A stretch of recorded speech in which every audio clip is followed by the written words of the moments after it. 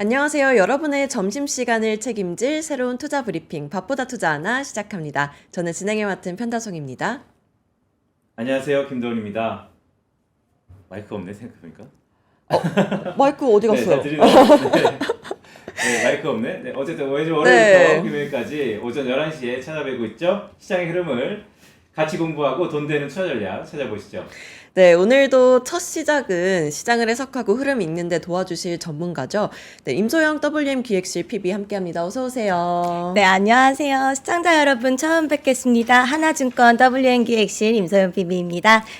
네, 오늘 마켓 이슈 하나하나 시간인데요. 오늘 국장 흐름 그리고 어제 미국장 보겠습니다. 먼저 전일 미국 시장이 어땠는지부터 알아볼까요? 네, 전일 미국 시장 주요 지수부터 한번 같이 말씀드리겠습니다.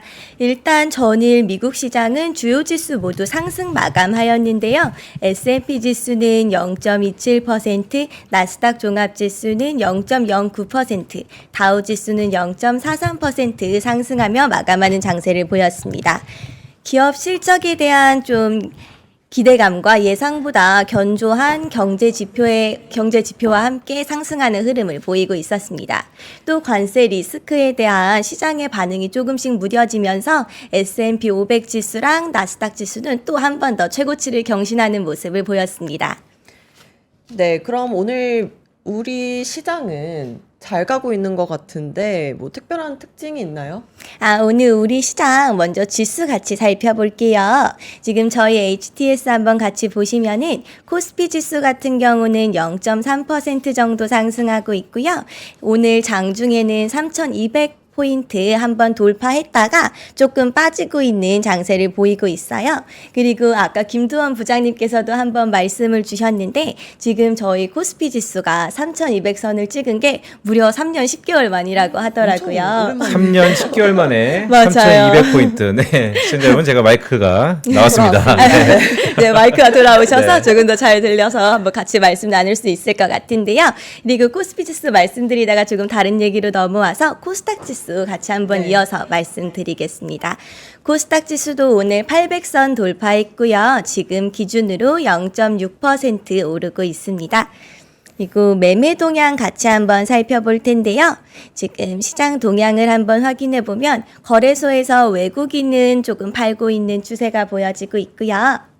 네. 네. 외국인이 지금 매도를 하고 있다. 네. 네, 괜찮습니다. 네.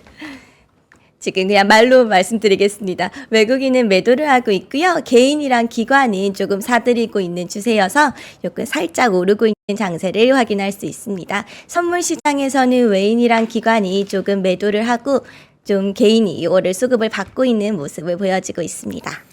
네, 그럼 수급은 어떤가요? 지금 수급 기준으로 봤었을 때는 지금 외인이 팔고 있고요. 네, 개인이랑 기관이 좀 사들이고 있어요. 네, 수급 쪽으로 확인했고요.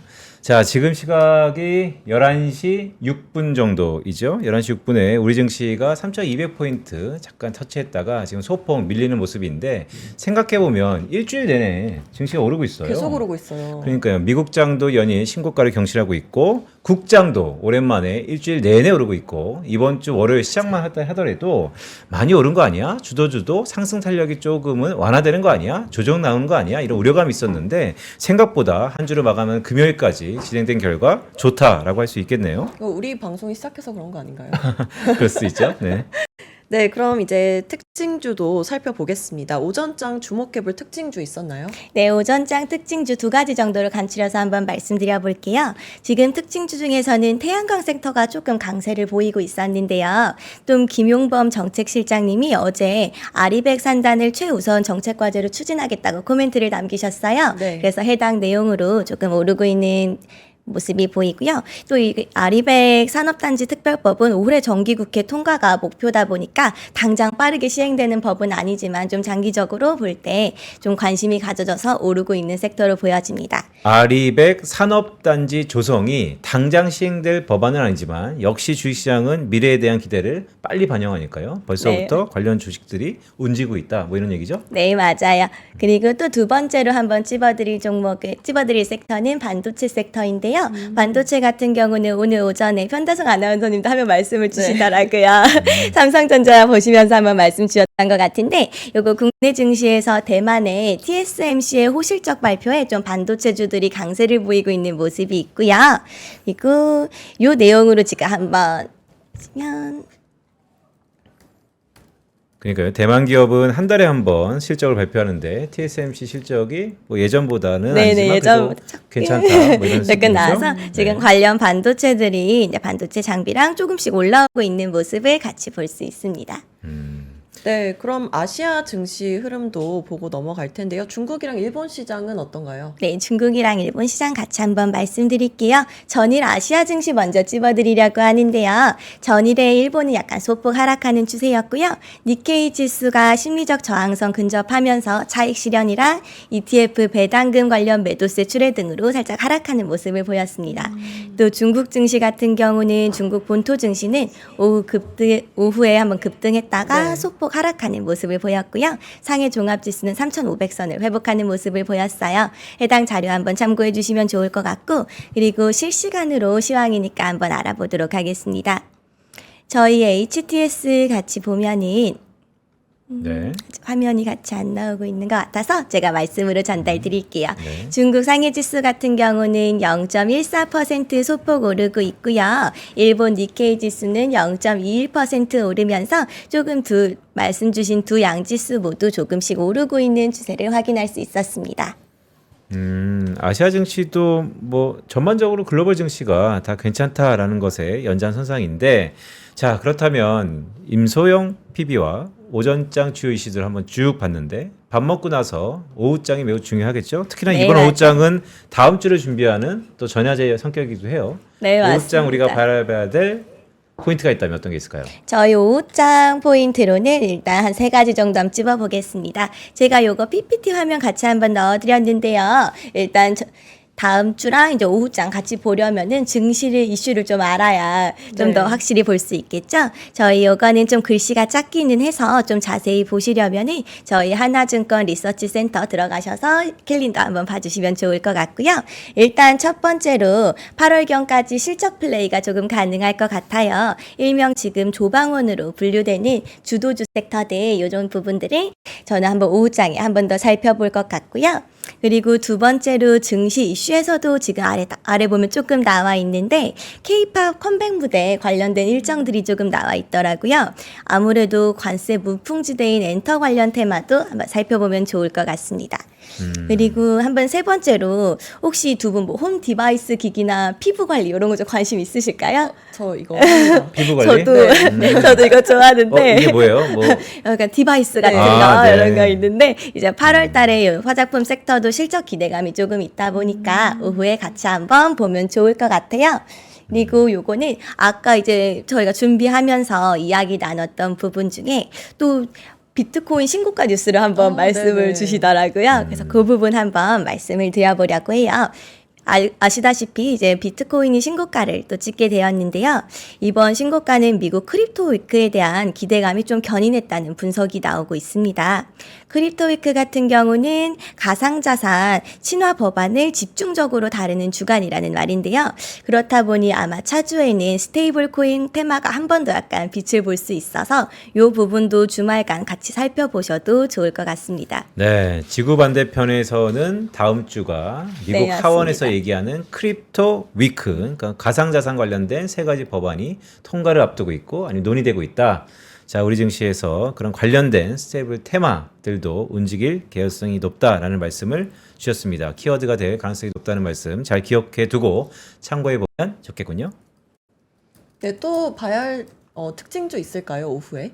이 종목 좀 집중해보면 좋을 것 같다 하는 종목 있으면 말씀해 주시죠. 제가 안 그래도 스테이블 코인 한번 말씀드렸으니까 보통 어떤 것들이 있나 좀 궁금하실 수 있잖아요. 네. 종목 추천은 아니고 관련된 좀 거래 대금이 높은 거래량이 좀 많은 것들 한번 찝어드리도록 하겠습니다. 저희 HTS 한번 활용하시면은 스테이블 코인 관련된 테마 확인하실 수 있으신데요. 뱅크웨어 글로벌, 더즌, 다날, 형지 글로벌 등 같이 확인 가능하시고요. 그리고 요런 스테이블 코인 외에도 제가 말씀드렸던 엔터 섹터도 같이 한번 검색해서 봐보도록 하겠습니다. 아, 스테이블코인 관련돼서 좀 움직이고 있네요. 네, 맞아요. 그리고 요거 지금 렌터 쪽도 살짝씩 움직이고 있어서 JYP처럼 조금 거래량 많은 종목들도 한번 보실 수 있고요. 네. 그리고 제가 화장품 관련해서도 같이 한번 말씀드렸어서 한번 같이 보여드리도록 하겠습니다. 오늘은 이런 종목들이 조금 강세로 이어지고 있는 걸 확인할 수 있습니다. 네, 오기 전에 보니까 우리 주도주라고 했었던 조방원, 네, 조선, 맞아요. 방산, 원전. 오늘은 약간 조정받는 느낌을 보이는 듯한 모습이던데. 네, 맞아. 오늘은 살짝 차익 실현 매물 출회처럼 보이는데 오늘 살짝 조금 빠지고 있는 모습을 보이더라고요.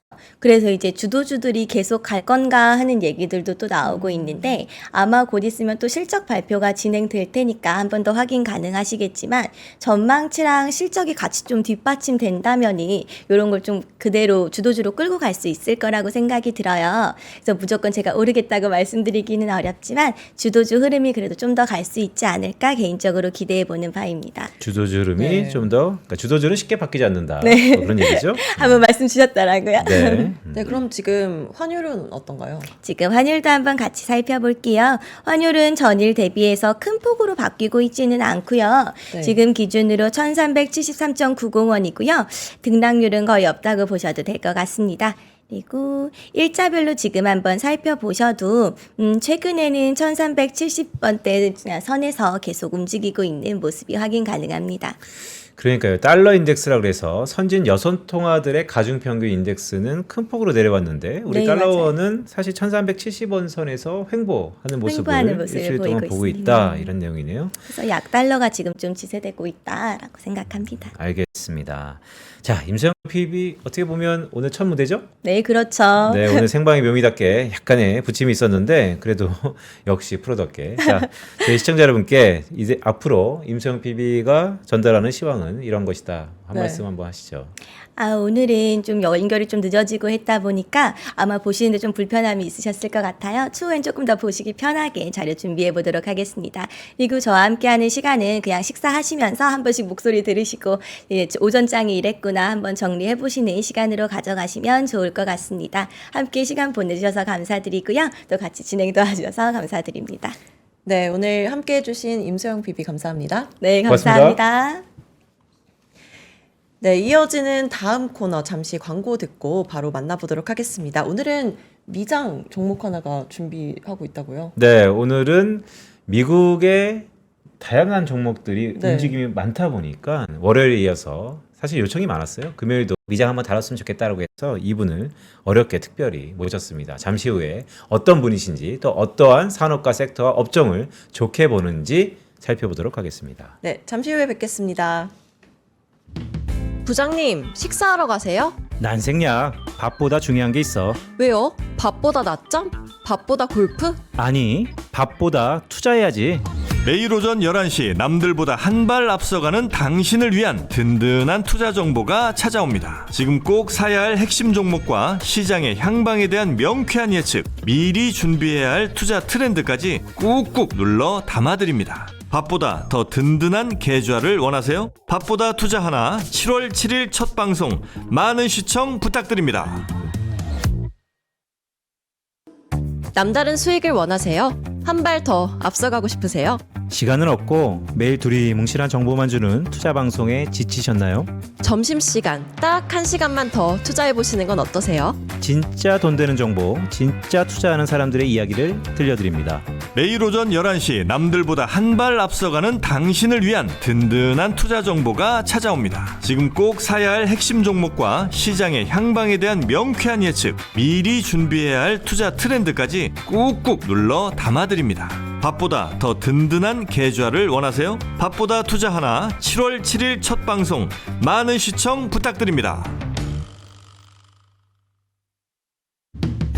부장님, 요즘 입맛이 통 없어요. 왜? 요즘 투자가 다 안 되나 봐? 제가 산 것만 떨어져요. 어떻게 하죠? 그렇다면 밥보다 투자 공부해보는 건 어때? 매일 오전 11시 남들보다 한 발 앞서가는 당신을 위한 든든한 투자 정보가 찾아옵니다. 지금 꼭 사야 할 핵심 종목과 시장의 향방에 대한 명쾌한 예측, 미리 준비해야 할 투자 트렌드까지 꾹꾹 눌러 담아드립니다. 밥보다 더 든든한 계좌를 원하세요? 밥보다 투자 하나 7월 7일 첫 방송 많은 시청 부탁드립니다.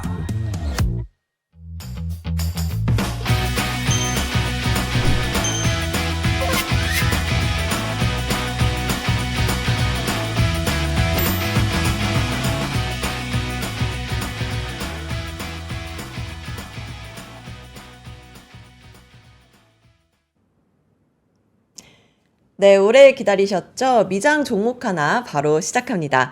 글로벌 시장 흐름을 꿰뚫어보고 매수 전략까지 함께 고민해보는 시간으로 채워드리겠습니다. 네, 미국 주가가 연일 신고가를 경신하고 있습니다. 도대체 어떤 업종과 어떤 산업들이 움직이는지 집중적으로 알아보죠. 전문가 한 분 모셨는데요. 박별남 서초 W센터 차장님 나오셨습니다. 안녕하십니까? 어서 오세요. 네, 안녕하십니까. 박별남 차장님. 네. 사실 하나그룹 내에서 이분이 약간 독특한 산업들을 보는데 데이터 기반으로 너무나 이 종목들을 알아두면 유용하다 이런 정평이 나 있는 것 같아요. 맞아요? 그렇다고 말씀해 주시면 그런 것 같고요. 일단 뭐 저도 나름대로 열심히 리서치를 하고 있긴 한데 네, 너무 좋게 말씀해 주셨고 좀 몸둘 바를 모르겠습니다. 네, 몸들 바를 모르겠다. 네. 네, 좋은 얘기입니다. 네, 그럼 전문가의 지난 한 주 미장 분위기. 네, 분위기는 살펴주시죠. 나쁘지 않고요. 계속 좋습니다. 근데 최근 들어가지고 국내 주식장 분위기가 너무 좋아서 저는 이제 영업점에서 근무를 하고 있는 PB이긴 한데 네. 최근에는 그러니까 과거 뭐 작년도 그리고 올해 연초까지만 하더라도 이제 뭐 미국 주식에 대해서 문의를 주신 분들이 굉장히 많았어요. 국내 시장이 워낙에 이제 쉽지 않다 보니까 미국 주식 쪽으로 좀 투자를 돌리시려고 했던 분들이 많은데 최근에는 미국 관련해갖고 별로 관심들이 다 없으신 것 같아요. 심지어 미국 주식 하시던 분들도 다 자금을 빼셔가지고 국내 주식으로 좀 옮겨가고 있는 상황이긴 한데 분위기 자체는 나쁘지 않습니다. 그래서 국내 주식도 좋긴 하지만 미국 쪽에도 좀 관심을 계속 가져주셨으면 좋겠습니다. 네. 그러니까 국장의 시대가 온 것은 맞지만 네. 그래도 여전히 글로벌리 성장 산업들은 다 미국에 있으니 네. 미국을 여전히 주의 깊게 봐야 된다는 네, 말씀을 네, 주셨는데 그럴 필요가 있어요. 자, 그럼 오늘 미국 그 수많은 종목과 수많은 업종, 산업 중에서 네. 뭘 봐야 됩니까? 오늘은 일단 제가 갖고 온 종목은 그 전력 반도체 관련된 섹터 쪽에서 종목 두 개를 한번 가지고 와봤는데요. 네. 일단은 최근에 이제 뭐 엔비디아가 계속해서 이제 좋은 흐름을 보이고 있고 관련해가지고 다른 반도체 업체들도 되게 좋은 흐름이 나오고 있긴 한데 제 생각에는 최근에 나오고 있는 그 가격 흐름을 살펴보시게 되면은 엔비디아는 조금 무거워진 게 아닐까. 그래서 여기에서 저희가 이제 그 사실상 지금 코로나 이후에 4년 동안은 장이 되게 쉬웠다고 저는 생각을 하고 장이 쉬웠다고요? 정말요? 왜냐면은 이런 말이 약간 좀 이렇게 건방져 보일 수는 있긴 하지만 사실은 제 주변에서 이제 주식 투자를 하는 친구들 그다음에 뭐 친척들 그리고 제가 교회를 다니고 있는데 목사님 사모님까지도 네. 뭐 엔비디아 얘기를 막 하실 정도였었거든요. 그러니까 사실은 코로나 이후에 역대급으로 유동성이 들어오면서 장이 쉬었던 건 사실이죠. 그래서 보통 우스갯소리로 친구들도 하는 얘기가 너무 쉽다. 빅테크 종목이 고점 대비하고 한 10% 정도 밀리게 되면 그냥 사서 바이 앤 홀드 하게 되면 언젠가 또 오르더라. 근데 지금 봤을 때는 그런 상황은 아닌 것 같고요.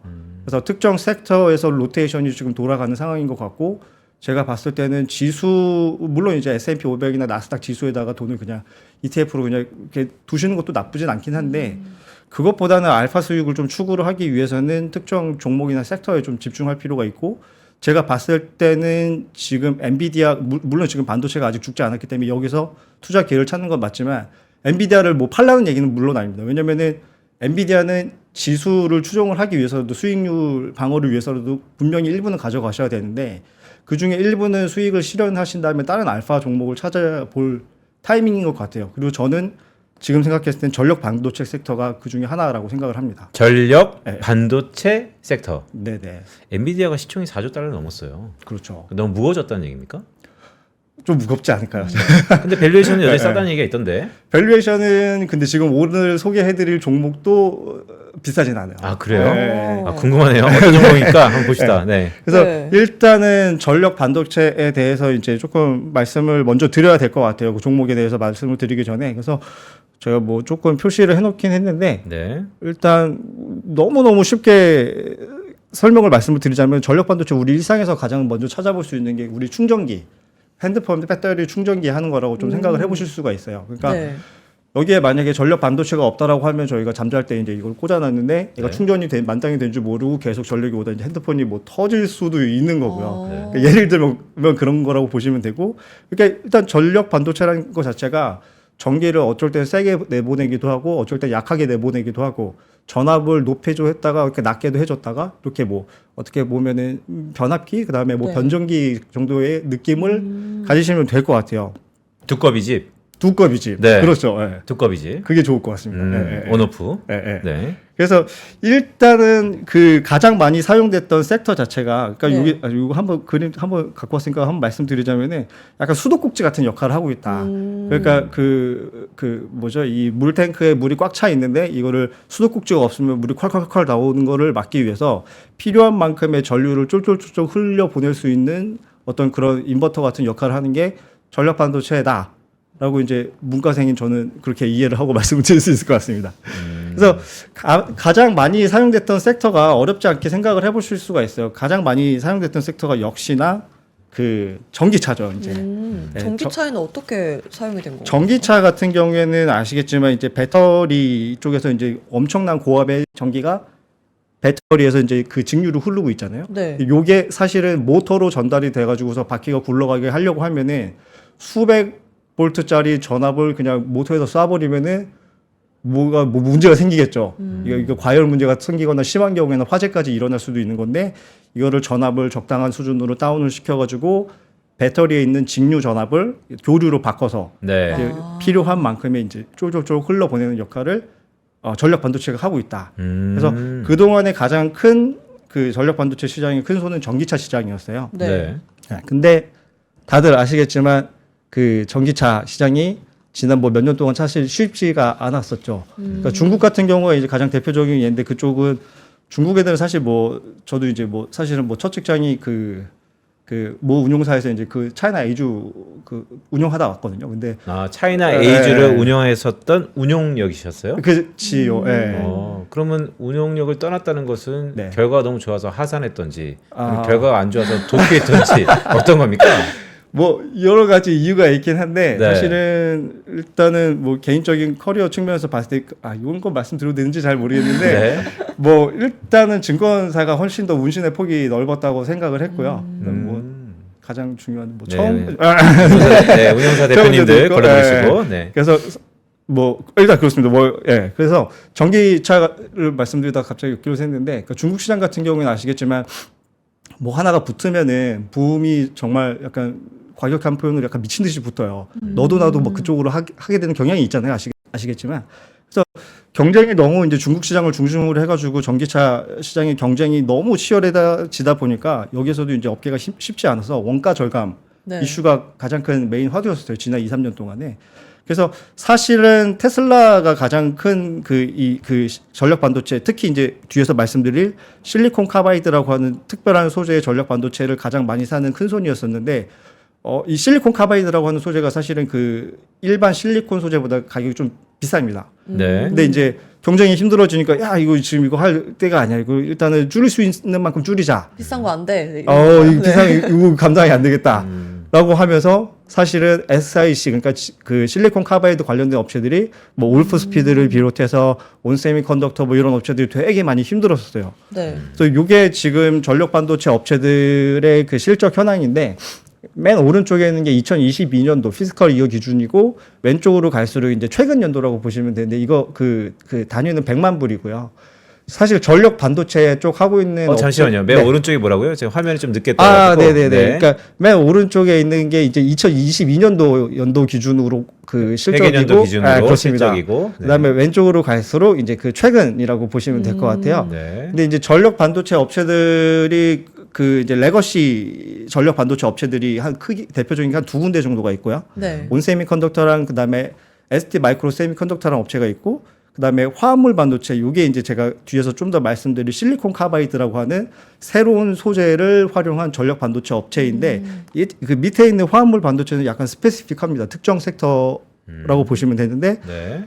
너나 할 거 없이 지금 다 실적이 참 참담한 그러네요. 상황이죠. 3년 동안 실적이 계속 내리꽂는데요. 내리꽂고 있습니다. 네. 이게 지금 앞서서 말씀드렸던 전기차 섹터가 어려워짐과 동시에 얘들도 계속해서 고정비는 그대로 잡아먹으면서 네. 실적이 안 맞춰주니까 망가진 상황이라고 보시면 돼요.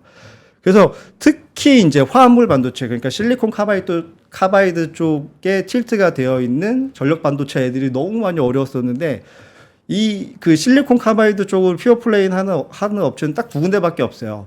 그 나비타스 세미컨덕터라고 하는 업체 하나랑 그다음에 울프 스피드라고 하는 업체 이렇게 두 군데밖에 없어요. 네.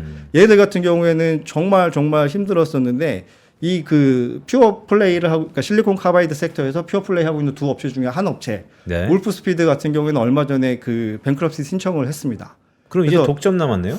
걔밖에 안 남은 거죠. 나바티스밖에. 예. 아 그러면 사실 이게 되게 중요한 대목인 것 네네네. 같은데 시장이 어려워져서 네.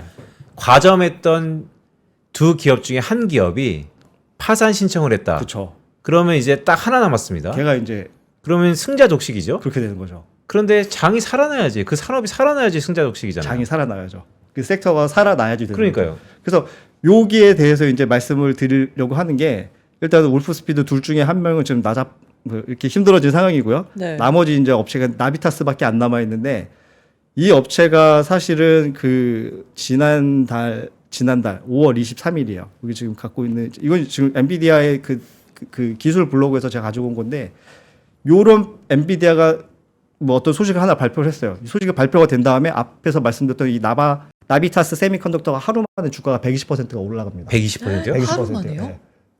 되게 이런 거 보면 사실 되게 현타가 옵니다. 잠깐만. 저 나비타스 네, 세미가 시총이 얼마예요? 이게 작은 종목인가요? 실총이 어마무시하게 작아요. 이게 지금 아, 몇 억 불이 안 그렇구나. 되는 종목이고요. 아, 그러니까 뭐 예, 100% 예, 오르는 거죠? 그렇죠. 근데 이제 뭐 어떤 뉴스가 떴길래 사실은 네. 이 업체가 이렇게 올라가는지가 사실 중요하잖아요.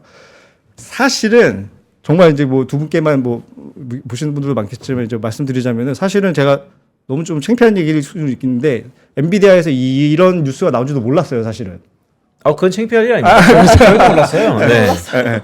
사실은 요 뉴스를 제가 어떻게 찾게 됐냐면은 그 진행자님도 아시겠지만 주식쟁이들은 아침에 출근을 하면은 매일 그 전일 어떤 종목이 등락이 있었는지 네네. 체크를 한단 말이에요. 근데 살펴봤더니 5월 23일 날 기준으로 봤더니 나비타스라고 하는 뭐 처음 들어보는 종목인데 이거 뭐 MVTS 스티커가 그러니까 뭐 이거 약간 엔비디아랑 비슷한 것 같기도 하고 주가가 이게 120%로 올랐고 얘 뭐길래 이렇게 올랐지 해서 찾아본 거예요.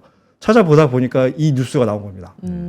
그러면 이제 그때부터 이제 스터디를 시작한 거죠. 아 이거 무슨 말이지 하면서 그때부터 스터디를 시작했는데 저는 문과생이에요. 네. 그래서 뭐 여기 지금 너무 어려운 말이 많은데요. 보시기에 좀 아시겠어요? 한글로 분명히 써 있긴 한데 네. 사실은 뭐 이거 본다고 한들 잘 모르죠. 그래서 제가 간략하게 이 설명을 해드릴게요. 뭐냐면은 뭐 800볼트짜리 쓴대요 일단. 그 다음에 하이 HVDC가 뭐냐면은 하이 볼트 그 다음에 DC는 이제 직류. 예. 그러니까 초고 전압의 직류를 아키텍처로 우리가 바꾸겠다라고 네. 얘기를 한 거예요. 그래서 뭐 무슨 느낌이 드세요? 여전히 잘 모르겠어요. 네. 뭐 어쩌라고 하잖아요. 그러니까 어쨌든 교류가 더 필요한데 직류인데 어쨌든 하이볼트다. 예. 뭐 바꿨나 보지. 그래서 네. 그래서 이게 뭐가 달라졌길래 했더니 얘들이 또 친절하더라고요.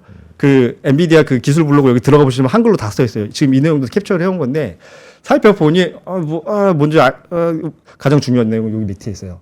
보시게 되면은 이거를 하게 되면은 어쨌든 800볼트짜리 하이볼트 DC를 우리가 도입을 하게 되면은 총 소유 비용 그거 아시죠? 이제 데이터 센터를 운영을 하게 되면은 운영 비용을 저희가 이제 TCO라고 해서 비용을 얘기를 하잖아요. 네. 그 비용이 최대 30%까지 절감이 된다. 그래서 요 내용을 조금 더 살펴보니까 얘네들이 하는 내용이 그거예요.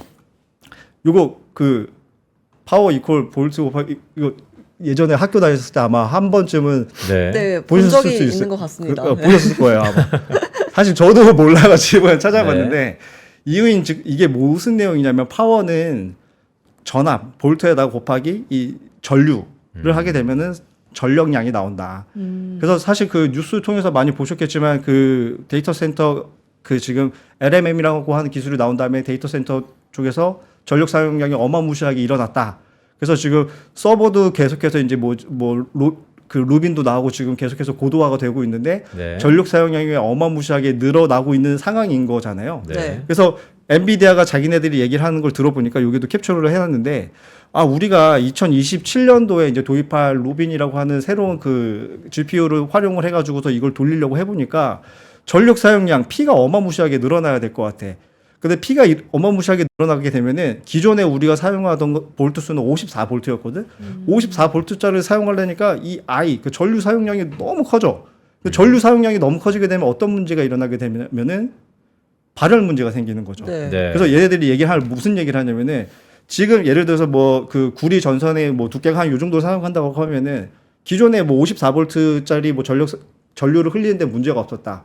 근데 우리가 지금 앞으로 들어올 어마무시한 전력 사용량을 활용을 하려고 하면은 볼트 수를 안 늘리게 되면 전류를 엄청 많이 흘려야 되는데 그렇게 되면은 이 구리가 전류가 흘러가면서 생기는 저항 때문에 발열 문제가 나오는 건데 이거를 문제 없게 불 안 나도록 하려고 하면은 이 구리의 두께를 엄청 크게 해야 된다. 근데 우리 지금 그 서버 갖다가 꽂을 그 물리적인 공간도 없어 죽겠는데 구리선 이거 지금 깔게 생겼냐라는 거예요. 거기에 들어가는 게 구리죠. 전도가 구리죠. 잘 되니까. 예, 예, 그렇죠. 최근에 트럼프가 구리 예. 가격에 관세를 엄청나게 맞아요. 걷는데 그렇죠, 그렇죠. 그러면 그게 더 오히려 비용이 많이 드니까 맞습니다. 이 예. 종목은 더 수혜네요. 그렇죠. 그게 사실은 지금 구리를 이렇게 늘릴 가격도 문제고, 그다음에 물리적인 공간도 없는 잠깐만 이게 상황이기 무슨 때문에. 종목이었다고? 잠깐만 이게 무슨 종목이었다고요? 잠깐. 이거 그 네. 예, 일단 그 MVTS라고 하는 MVTS.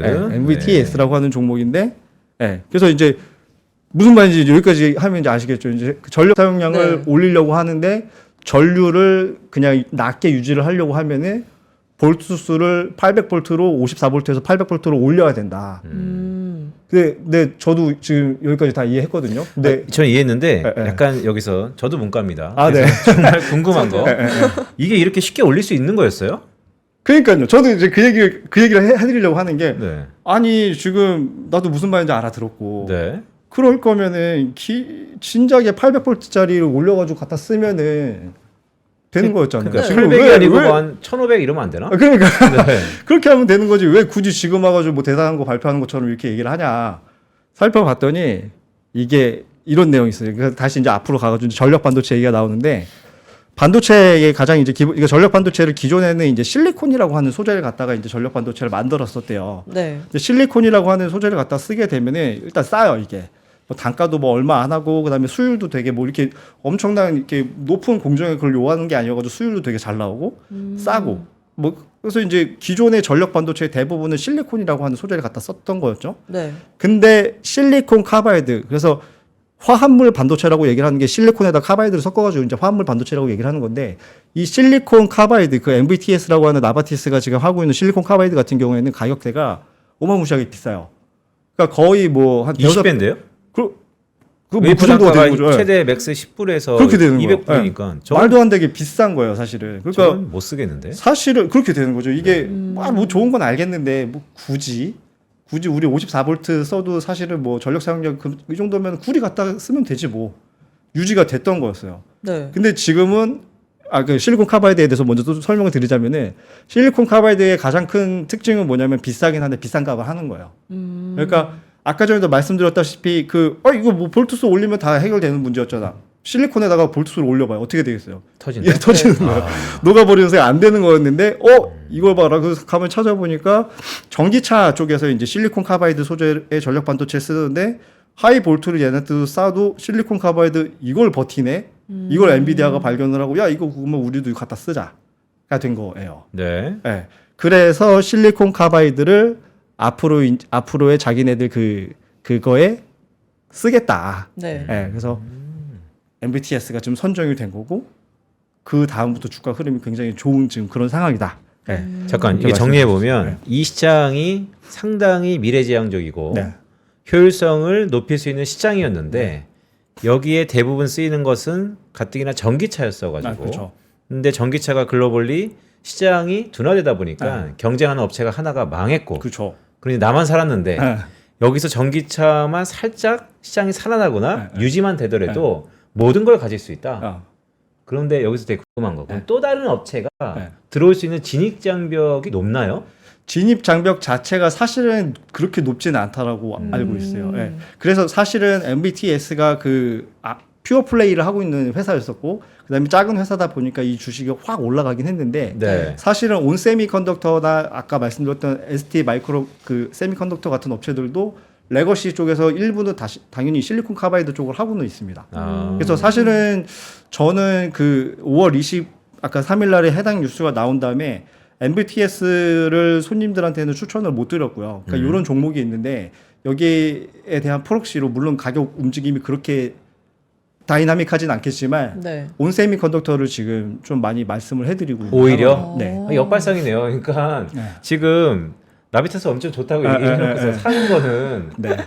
좀 안전한 레거시를 사라. 제가 또 이제 영업적인 측면이랑 제가 좋아하는 네. 거랑 또 다르더라고요. 이게. 그래서 사실은 이 플럭추에이션이 어마무시한 종목을 손님들한테 매수를 해드렸다라고 하면은 사실은 이게 아까 전에도 그 진행자님도 말씀하셨다시피 이게 산업의 가장 그 극초반이라고 저는 생각을 하거든요. 네. 그럼 사실은 이게 잘 될지 안 될지를 어떻게 보면 약간 베팅을 하는 시기인데 제 돈이고 아니면은 제 돈이면 그렇게 하겠어요. 저는 심지어 MBTS 갖고 있는데 네. 사실은 영업적인 측면에서 그게 쉽지가 않더라고요. 예.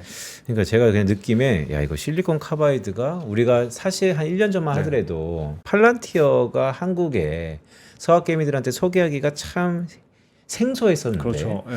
그런 느낌을 조금 받았었거든요, 네, 제가. 네. 그런데 결국 머니게임에서 레거시 업체가 할 수도 있고 네. M&A 당할 수도 있을 것 같네요. 그렇죠. 너무 작아서. 그럴 수도 있는 거예요. 그렇죠? 충분히. 예. 그래서 아까 전에 지금 그 뭐 아까 영업적인 측면에서 잠깐 말씀드리긴 했는데 울프스피드 그러니까 MVTS랑 울프스피드 두 업체 중에 울프스피드가 지금 약간 그 파산 이슈가 있다라고 말씀을 네네. 드렸잖아요. 네. 제가 그 1불까지 가격이 엄청나게 급락을 한 다음에 뭐 손님 뭐 몇 분께 한번 사드려 봤어요 그 주식을. 근데 이렇게 내려가는 걸요? 예. 그래서 제가 말씀드리는 거예요. 온세미컨덕터를 지금 추천을 하고 있다고. 그러니까 엄청 공격적인데. 그러니까 저는 그 손님이랑 그 유대 관계가 끈끈하다라고 생각을 이거 안 보실 네. 거예요 아마 네. 했고 종목을 추천을 해드려갖고 매수를 진행을 했는데 또 그렇다고 엄청 큰 금액도 아니었어요 이런 종목이니까. 근데 1불 때 사드렸는데 이게 0.5불까지 한 며칠 만에 내려가는 거예요. 네. 그러니까 조금 좀 제가 쉽지가 않더라고요. 그래서 이런 종목은 일단 안 되겠다. 그래서 근데 그 말씀드리고 싶은 게 뭐냐면은 그 울프스피드 같은 경우에도 몇 년 전에 인피니언 테크놀로지가 인수를 할까 말까 하다가 그만뒀던 적이 있어요. 네. 그래서 사실은 뭐 이거 들으시고 뭐 사시는 분들이 있을지는 모르겠으나 울프스피드도 사실 이 정도 가격대라고 하면은 충분히 어떤 회사한테 인수될 만한 상황이기도 합니다. 그러니까 사실 근데 네. 이제 M&A는 변수에 또 변수이고 맞아요. 또 확률적으로 네. M&A가 빠르냐 로또가 빠르냐 그러면 저는 로또가 빠를 것 같아요. 네. 그래서 상당히 이거는 유익 있게 네. 봐야 될 것 같고 네. 울프스피드보다는 어쨌든 이 산업 자체가 네. 전반적으로 미래지향적인 산업인데 그렇습니다. 엔비디아가 일단 네. 4조 네. 시총 4조 달러의 기업이 콜했다. 네. 이게 가장 중요한 핵심 포인트죠. 맞습니다.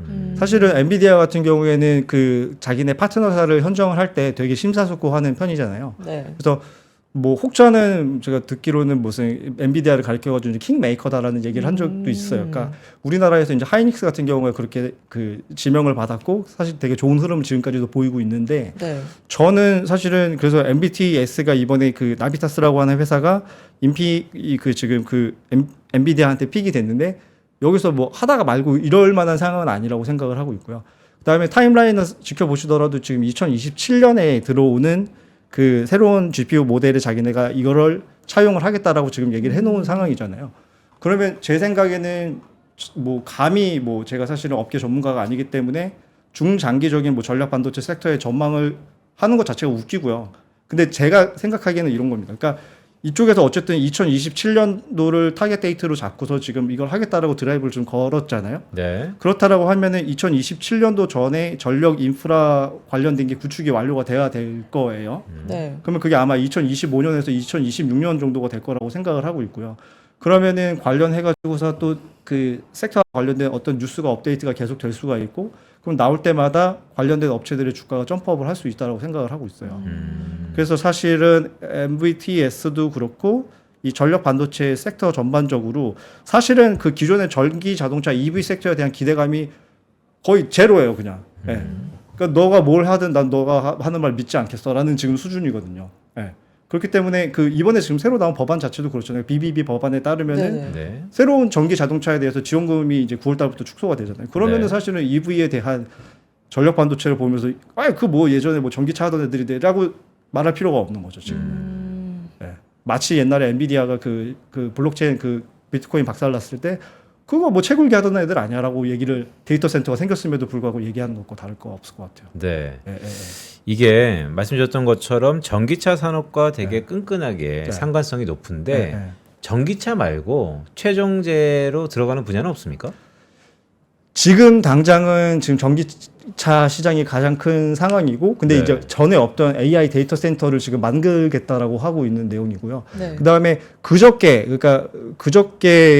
실적 발표가 있었어요. 근데 실적 발표가 보셨는지 잘 모르겠는데 안 좋게 나왔어요. 미스했어요. 그러니까 그 가이던스 대비해서, 그러니까 그 기존에 이제 그 시장에서 컨센 대비해서도 미스를 했었고, 전년도 대비해서도 정말 그 어마무시하게 매출도 그렇고 지금 많이 내렸습니다. 그래서 저 사실 그 실적에 관련된 얘기 잠깐 해드리자고 하면 사실은 저는 그러니까 뭐 증권사 직원이긴 하지만 이 실적에 대한 얘기를 그 해도 네. 감흥이 사실은 네. 그 내가 이 종목을 맨날 쳐다보고 있던 종목이 아니라고 하면은 네. 아, 이 종목이 뭐 전년 대비해가지고 뭐 몇백만 불 찍었고요라고 하면은 그랬나 보지 뭐. 박별란 사장 말씀은 네. 시청자분 입장에서 내가 이 종목을 계속해서 보고 네. 팔로우했던 사람이야 실적의 그 네. 미세한 변화가 네. 체감적일 수 있는데 그렇죠. 갑자기 관심 없다가 뭐야 실리콘 카바이드 근데 실적이 그래 전년 동월 대비 30% 하락했어? 네. 그게 어떤 온도차 체감력이냐 뭐 네. 이런 말씀이시잖아요. 그렇죠. 그럼 좀 더 체감적으로 전달해 네. 주세요. 아, 근데 중간에 근데 제가 그 약간 그 말씀드리다가 스키핑을 한 내용이 있는데 네. 그래서 지금 그 실컷 지금 나비타스, MVTS의 종목에 대해서 말씀을 드렸는데 이 종목 같은 경우에 주가가 지금 단기간에 너무 많이 올랐잖아요. 그래서 요 종목 말고 지금 말씀드릴 만한 종목이 에흐르 테스트 시스템즈라고 하는 종목을 말씀을 드리려고 하는 거고요. 이거 발음 왜 이렇게 어려워요? 에흐르 그러니까요. 에흐르고요. 네. 네, 그 종목 키커가 AEHR입니다. 그 종목을 보시게 되면 일단은 지금 MVTS의 차트를 먼저 보시게 되면은 5월 22일 날에 그 엔비디아에서 그 800V짜리 발표한 다음에 파트너사로 선정되고 주가가 어마무시하게 올랐었고 네.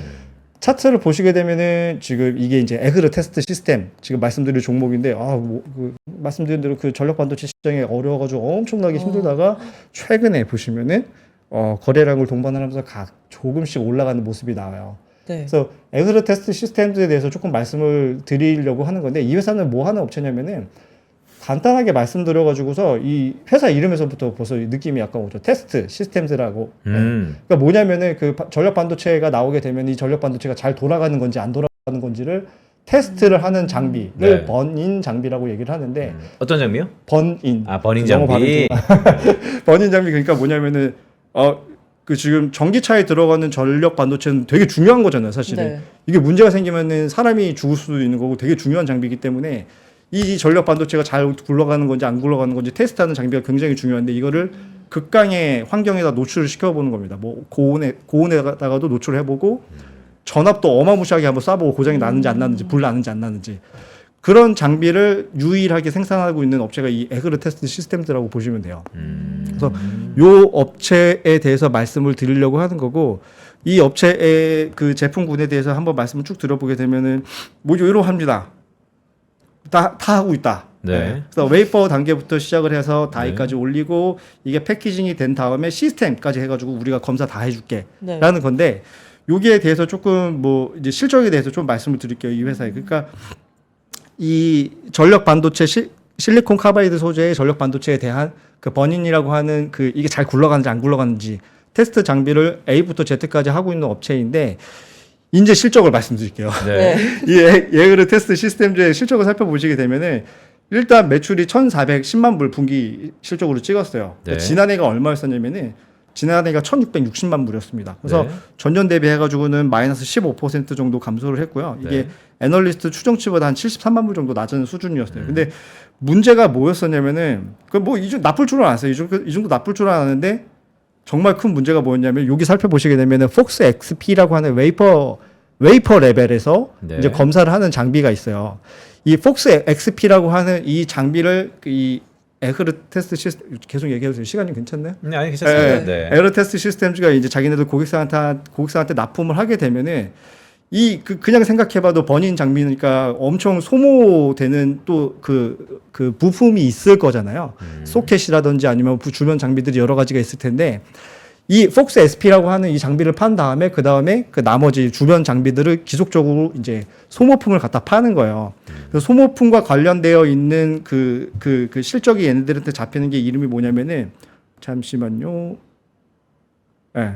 소켓이나 어댑터 같은 거를 팔고 있는 또 이제 섹터가 그 부문이 있는데 그 부문의 매출이 전년 대비 무려 마이너스 66%나 줄어들었대요. 네. 그러니까 원래 얘네들 사업 모델은 뭐냐면은 폭스 XP라고 하는 이 장비를 갖다 팔고 네. 그다음에 소모성 장비들을 계속해서 납품을 하면서 이 반복 가능한 그 매출을 일으키는 게 얘네들의 사업 모델인데 지금 폭스 XP 매출이 안 좋은 거는 물론이고 소모성 부품들도 매출이 어마무시하게 안 나왔다는 거예요. 그래서 실적이 발표가 된 다음에 주가가 어마무시하게 내렸는데 당일날에 마이너스 20%가 내렸습니다. 그러니까 이게 네, 이런 네. 거죠. 그러니까 사무실에서 복사기 아니에요. 아, 그렇죠. 복사기 팔고 지금 A4 용지 계속 했어야 되는데 그쵸. 복사기도 안 바꾸고 A4 용지 복사도 안 한다는 거 아닙니까? 진원님 정말 대단하신 것 같아요. 왜냐하면 복사할 게 없다는 거잖아요. 그렇죠, 산업 그렇죠. 전반적으로 지금 네, 스킴이 네. 죽었다고요. 맞아요. 그럼 안 봐야 되는 거 아닙니까? 그래서 이제 그 말씀드린 게 전기차 시장이 안 좋았다는 걸 말씀을 드리는 거고, 그래서 실적이 발표가 딱 나온 다음에 투자자들이 이 주가 흐름을 먼저 말씀을 드릴게요. 프리마켓에서 이제 그저께 한국 시간으로 이제 그 새벽에, 그러니까 얘네들 기준으로는 정규장 끝난 다음에 애프터 마켓에서 실적 발표를 해갖고 애프터에서 주가가 마이너스 20 몇 %가 내린 거예요. 네. 근데 이제 어저께죠. 어저께 이제 그 정규장이 개장을 한 다음에 결국에는 얘네들이 가격을 말아 올렸어요. 그래서 마이너스 12% 수준에서 그저께에서 마이너스 12% 수준에서 마감했고, 어제는 또 심지어 9%가 올랐어요. 어저께는 S&P 500이 신고가를 경신했어요. 하지만 사실은 근데 생각을 한번 해보게 되면은 이 회사 주가가 실적 쇼크 나오기 직전이 15불 정도였었고요. 네. 그 다음에 뭐 급락을 해갖고 한 그 13불 정도에서 거래가 되다가 어제 종가 기준으로 해서 14.5불이에요. 다시 말해서 어닝 쇼크 직전 가격까지 다 말아 올렸는데, 아무리 장이 좋았다고 하더라도 기술적 반등이라고 하더라도 이 어닝 쇼크가 진짜 쇼크였다라고 하면 이렇게까지 기술적 반등이 나오진 않죠. 어닝스 쇼크이자 네. 저점 기대. 그렇죠. 그래서 저는 사실은 뭐 진행자님도 아시겠지만 처음에는 업에 들어왔을 때는 굉장히 펀다멘탈을 분석을 하려고 나름대로의 노력은 해봤었는데, 최근에는 사실은 가격이 굉장히 중요하다라고 생각을 하고 있어요. 그러니까 시장에서 형성하고 있는 가격에 대해서 분명히 저희가 어떤 임플리케이션이 있는지를 찾아봐야 되는데, 제가 봤을 때는 투자자 분들께서는 봤을 때는 EV 시장에 대한 전망 뭘까요? 악재성 이슈는 우리가 알던 내용이었고, 거기에 대해서 추가적으로 업데이트된 내용이 그렇게 크지 않다. 네. 이 정도 수준이면은 우리가 오케이 여기까지 알겠어, 끊고 갈게. 그래서 이제 다음 너네가 이제 앞으로 뭘 할 건데에 대해서 그게 되게 중요하다고 생각을 하는데, 거기에 대한 힌트를 어닝스콜에서 경영진이 얘기를 했습니다. 뭐라고요? 뭐라고 얘기를 했냐면은 이번에 그러니까 되게 안 좋았잖아요. 사실 실적이 안 좋았고 주가 뭐라고 얘기하는 상관없어. 마이너스 20%가 내려갔었는데, 경영진들은 원래 항상 좋은 얘기를 하는데 거기서 어떤 얘기를 했냐면 EV 시장 열심히 하겠습니다 이 얘기했으면 믿지 않았을 거예요. 근데 얘가 얘기를 한 게 뭐냐면, 이번에 처음으로 하이퍼스케일러 데이터 센터 쪽에서 커다란 수주를 받았다. 네. 새로운 어딘지는, 비즈니스가 예. 개척됐다. 대역전 하겠다. 예. 어딘지는 당연히 얘기 안 했어요. 어딘지는 얘기를 안 했는데 짐작컨대 아마 그쪽이겠죠. 이제 엔비디아와 관련되어 있는 어떤 업체이지 않을까라고 생각을 하고 있어요. 근데 엔비디아의 협력사들이 엄청 많지 않습니까? 그렇습니다. 어디예요, 그럼? 엔비디아가 이번에 5월 23일 날에 이제 발표한 내용을 살펴보시게 되면은, 아까 전에 800볼트짜리 하이볼트 DC를 나온 다음에 이거 그 전력 반도체는 얘네들이 공급할 거라고 하면서 리스트업 해놨어요. 그래요? 살펴보시면 인피니언 테크놀로지, 그다음에 아까 많이 올랐던 나비타스도 있고, 그다음에 이렇게 여러 업체들이 있는데, 여기 오른쪽에 있는 거는 뭐냐면은 에흐르의 고객사예요. 살펴보시게 되면은 겹칩니다, 얘네들이 상당 부분이. 그러니까 다시 말해서 지금 아까 전에도 말씀드렸다시피 이 800볼트짜리 하이볼트 DC를 지금 2027년 타겟으로 지금 하고 있는데, 관련해갖고 이런 업체들이 좀 선정이 됐잖아요, 위에 있는. 근데 그 우연찮게도 에흐르도 얘네랑 지금 거래를 하고 있는 상황이에요. 그리고 에흐르의 지금 경영진이 하이퍼스케일러한테 지금 수주 받았어라고 얘기를 했어요. 누구 거겠냐는 거죠. 뭐 엔비디아 거겠죠. 뭐. 그런 네. 가능성이 매우 높다라고 생각을 하고 있습니다. 시장은 다 똑똑하니까 다 엔비디아로 생각하겠네요. 네네. 여기서 근데 되게 궁금한 게 네. 지금 전반적으로 그래 전압이 높으면 전류가 낮고 전압이 낮으면 전류가 높고 그런 트레이드오프 관계에서 이 획기적인 생산성과 비용 절감을 알겠어요. 네. 그런데 요즘에 기술이 엄청 빠르게 바뀌지 않습니까? 네네네. 혹시 이 높은 전압 이런 게 문제가 아니고 뭔가 획기적인 근본적인 문제. 그러니까 우리가 피가 필요한 그 에너지가 필요한 획기적인 뭔가 나오면 이 산업 다 망가지는 거 아닙니까? 예를 들면은 어떤 무슨 그 딥시크처럼 네. 어떤 뭐 전력 사용량을 네. 획기적으로 줄일 수 있는. 그러니까 이런 걸로 막 안에 기술적인 부분으로 너가 높네, 내가 높네, 네가 싸네, 내가 싸네 막 하고 주가는 막 요동치고 행보하고 있다가 갑자기 기술 개발로 떡하니 뒤에 네. 딥식의 충격이라는 게 그런 거 아닙니까? LNM 모형 미국에서 그렇게 하이 퀄리티로 비싼 것만 되는 줄 알았더니 네. 저가로 된다. 네네. 게임 체인저잖아요. 그렇죠. 그런 리스크 없나요?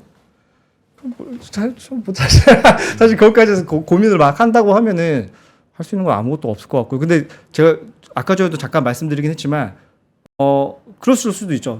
충분히 어떤 식으로 전력 사용량을 획기적으로 줄일 수 있는 인프라의 문제가 아니라 어떤 소프트웨어적인 측면에서 한다라고 하면 그럴 수도 있긴 한데 사실은 저는 이렇게 생각을 하고 있어요. 그러니까 얘네들이 타겟 데이트를 2027년까지로 하겠다라고 하면서 어쨌든 드라이브를 건 상황이기 때문에 네. 그전에는 어쨌든 인프라에 대한 투자가 일어날 거라고 생각을 하고 있거든요.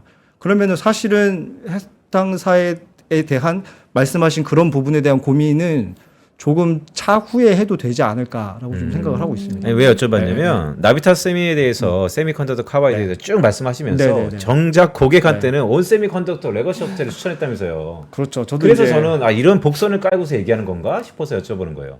저도 이제 롱런을 해야 되기 때문에 그래서 근데 이제 뭐 물론 이제 제가 엄청 공격적으로 말씀을 드리진 않고 온 세미컨덕터를 말씀을 드리면서 MVTS도 말씀을 드렸어요. 네, 울프 스피드도 말씀을 드렸었고요. 그래서 거기에 대한 판단은 사실은 고객님께서 이제 해 주셔야 되는 문제라고 생각을 하고 있고요.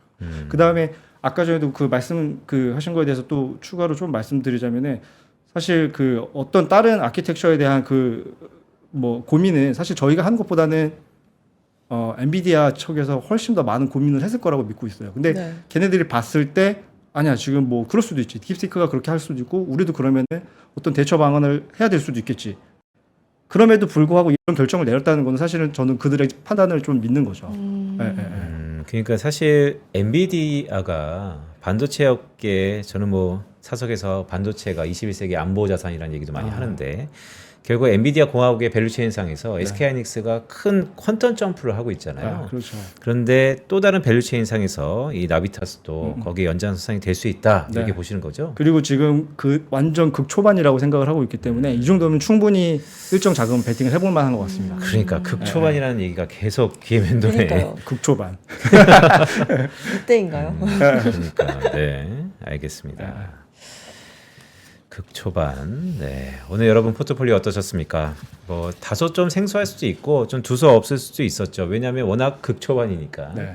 아직은 세상이 인지하기 전에 어떤 산업의 변화를 미리 깨우치는 것은 상당한 용기고 또 그것을 겸허히 딜리버리하는 것도 참 능력인 것 같은데 박별남 차장님 오늘 미장 종목 하나 함께 했는데요.